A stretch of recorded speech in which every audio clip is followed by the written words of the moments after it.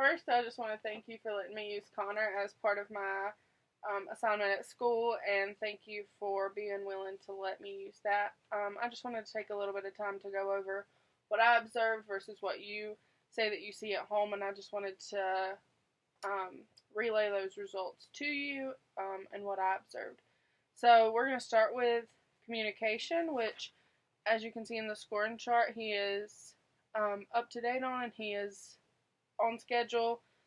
He does fall in the gray area, which means that some activities could be useful, but overall he is up to schedule on that.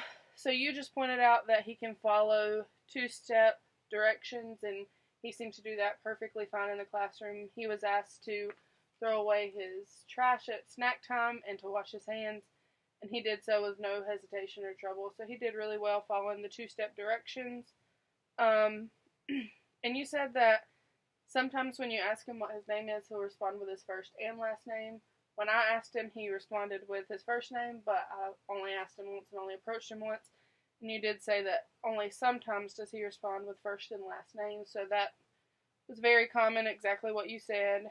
I did realize that he does really good about using all of his words to create a sentence. What he really needs to work on, I don't know, you marked that he doesn't do it yet, and I never noticed it. So when he's reading a book, just trying to prompt him and getting him to tell you what he's seeing, or asking him what the dog is doing or what the boy's doing, whatever's going on in the book, just kind of prompt him to talk through that with you so he can start to get those words in his vocabulary. So that was about all that I noticed in communications. Do you have any questions about that, or do you think that I've observed basically what you've put on the paper? Yeah. Okay. Well, gross motor, you seem to mark that he was really advanced in that, and that's exactly what I noticed. He doesn't have any trouble in his gross motor area.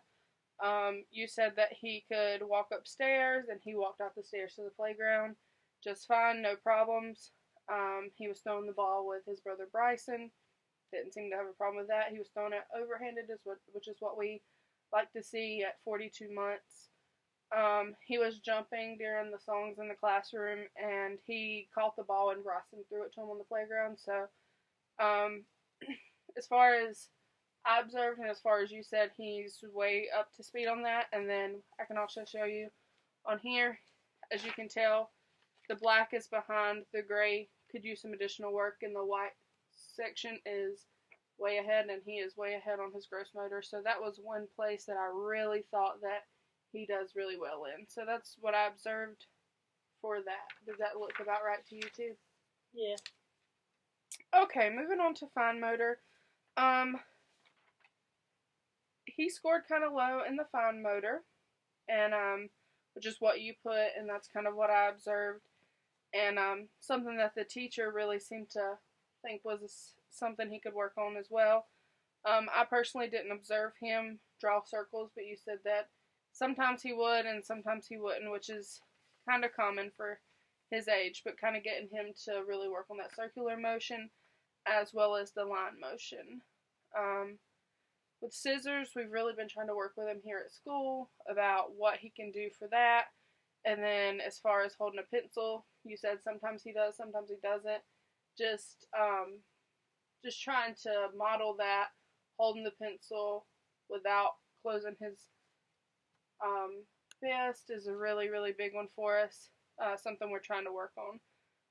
And then this drawing, the cross drawing, if you can work on that, that's something that he should be learning to do as well. So that was his lowest scoring area, which you kind of seem to think that was what was low scoring too. So he's still above the cutoff, but as you can tell, the cutoff is 19.82, and he only scored a 20. So just kind of working on those fine motor skills as much as possible can be really helpful for him. His problem-solving skills and his personal social are really advanced as well.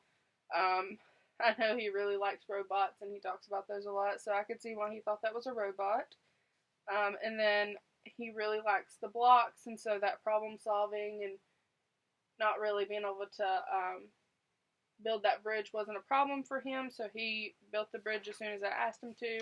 So that was really, really good. I also asked him about the circles, and he seemed to really understand which one was the smallest versus the largest, and